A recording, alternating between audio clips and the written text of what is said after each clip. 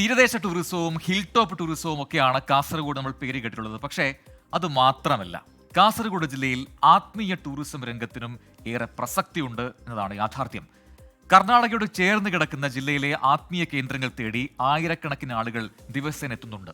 ജില്ലയിലെ പ്രസിദ്ധമായ അനന്തപുരം പത്മനാഭസ്വാമി ക്ഷേത്രത്തിലേക്കാണ് നമ്മുടെ ആദ്യ യാത്ര. മധൂർ ക്ഷേത്രവും അനന്തപുരം ക്ഷേത്രവും മാലിക് ദിനാറും ഒക്കെയായി ആത്മീയ ടൂറിസം രംഗത്ത് പ്രാധാന്യമർഹിക്കുന്ന ജില്ല കൂടിയാണ് കാസർഗോഡ്. ബബിയ മുതലയെക്കുറിച്ചും അതിൻ്റെ വിശേഷങ്ങളെക്കുറിച്ചും നിങ്ങൾ ഒരുപാട് കേട്ട് കാണും. തുളുനാടിൻ്റെ ചരിത്രം പേറുന്ന അനന്തപുരം ക്ഷേത്രത്തിലേക്കാണ് ഇത്തവണത്തെ നമ്മുടെ യാത്ര.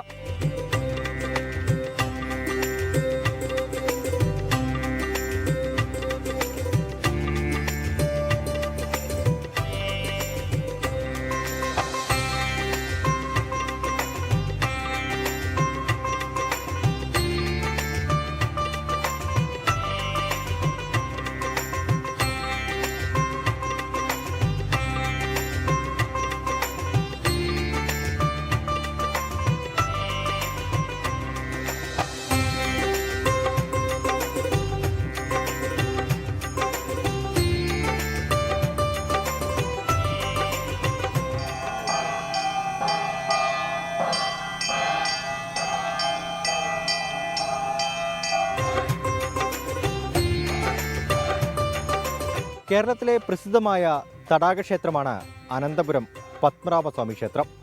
ത്രിമൂർത്തികളിൽ പ്രധാനിയായ ഭഗവാൻ മഹാവിഷ്ണുവാണ് ഇവിടുത്തെ പ്രതിഷ്ഠ. ഒട്ടേറെ പ്രത്യേകതകളുള്ള ക്ഷേത്രത്തിൻ്റെ വിശേഷങ്ങൾ നമുക്ക് കാണാം.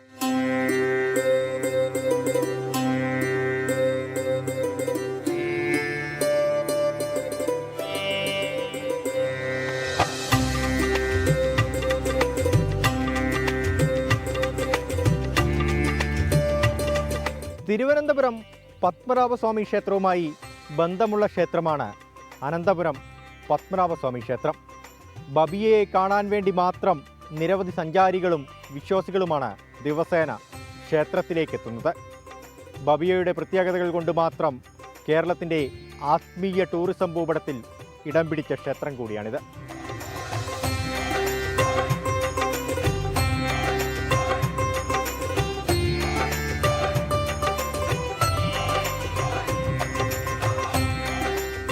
കാസർഗോഡ് ജില്ലയിൽ ഒരു മഹാക്ഷേത്രമായിട്ട് കാണുന്ന ഒരു പുണ്യസ്ഥലമാണ് അനന്തപത്മനാഭസ്വാമി ക്ഷേത്രം. ഇവിടെ ശ്രീദേവി ഭൂദേവി സഹിത അനന്തപത്മനാഭസ്വാമി മഹാവിഷ്ണുവാണ്. ഇടത്തു വലത്തും ഹനുമാൻ ഗരുഡൻ ഇങ്ങനെയുള്ള 7 വിഗ്രഹങ്ങൾ ശ്രീകോവിലിൽ പ്രതിഷ്ഠാപിച്ചിട്ടുണ്ട്. 3000 കൊല്ലം പഴക്കമുള്ള ഒരു സ്ഥലമാണ് അനന്തപത്മനാഭസ്വാമി. അഗസ്ത്യമുനി ഇവിടെ വന്ന് തപസ്, ധ്യാനം, ഹോമാദികൾ ചെയ്തിരിക്കുന്ന ഒരു സ്ഥലമാണ്.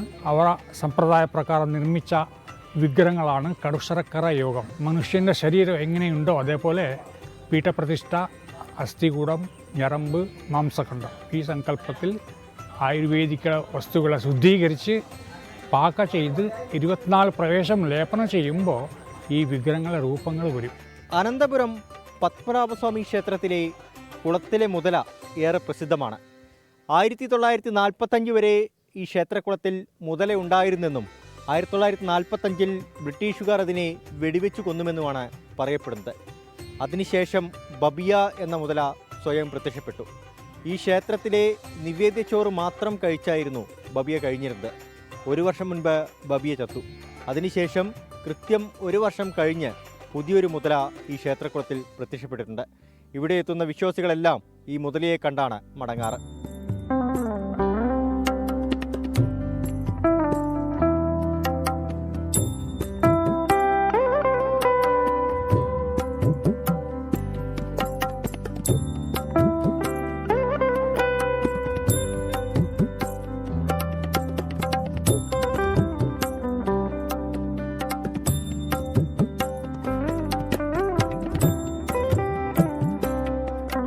തുളു ഭാഷയിലെ ഏറ്റവും പഴക്കമുള്ള ഒരു ശാസനമാണ് ഗണപതി കോവിലിൻ്റെ മുമ്പിലുള്ള 14 വരികളുള്ളത്. 14 വരികളിൽ മൊഗറാൽ എന്നൊരു ഗ്രാമത്തെ രാജാവിൻ്റെ കാലത്ത് വിട്ടുകൊടുത്ത ഒരു ഓർഡറാണ്, കൽപ്പനയാണ് ആ ശാസനത്തിലുള്ളത്. അത് അതേപോലെ ഈ ശ്രീകോവിലെ ചുറ്റുമതിൽ ഇത് ഉറച്ചു കെട്ടാണ്. ഇതിൽ ഇടയ്ക്ക് ഒരു മോട്ടറും ഇല്ല, മണ്ണോ കുമ്മായോ ഒന്നുമില്ല. ഇതിന് ആനവേരൻ കെട്ടെന്ന് പറയും, സർപ്പക്കെട്ടെന്ന് പറയും, ഉറച്ചു കെട്ടെന്ന് പറയും. ഇത് അധിക ഐശ്വര്യമുള്ള ക്ഷേത്രത്തിലെ രക്ഷയ്ക്ക് വേണ്ടി കെട്ടുന്ന ഒരു കെട്ടാണ്. അപ്പോൾ രണ്ട് സ്ഥലത്തും വീതിയുള്ളത് നടുക്കെ ചുളുങ്ങി വരും, സർപ്പത്തിൻ്റെ പത്തി പോലെ. അതിനാണ് സർപ്പ കെട്ടെന്ന് പറയുന്നത്. പക്ഷേ ഞങ്ങളിവിടെ ആദ്യമായിട്ട് വരികയായിരുന്നു. പക്ഷേ ഇവിടുത്തെ അന്തരീക്ഷം കാര്യങ്ങളിൽ വളരെ ഇഷ്ടപ്പെട്ടു. പക്ഷേ മുതലേനെ ചെല്ലപ്പിളിയെ കാണാൻ പറ്റും എന്ന് പറഞ്ഞു. മുതലേ ഞങ്ങൾ കണ്ടു. അതിൻ്റെ സന്തോഷത്തോടുകൂടി ഞങ്ങൾ മടങ്ങിയ ഇവിടെ. ഇനി വേലും ഇവിടെ എൻ്റെ ഫാമിലിയും കൂട്ടിയിട്ട് ഞങ്ങൾ വരാൻ തയ്യാറ്.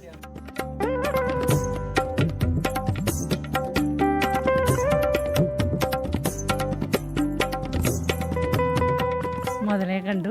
അത്ര ആഗ്രഹിച്ച് വന്നതാണ്, കാണാൻ പറ്റുമെന്ന് വിചാരിച്ചല്ല, കുറച്ചെങ്കിലും കണ്ടു. ഭയങ്കര സന്തോഷമായി.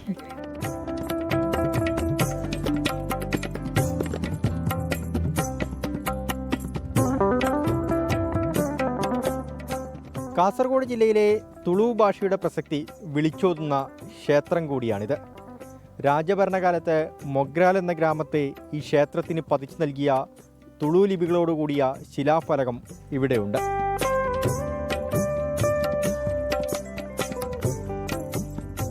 അനന്തപുരം പത്മനാഭസ്വാമി ക്ഷേത്രത്തിലേതുപോലെ ജില്ലയിലെ ആത്മീയ ടൂറിസം രംഗത്തെ സാധ്യതകളേറെയാണ്.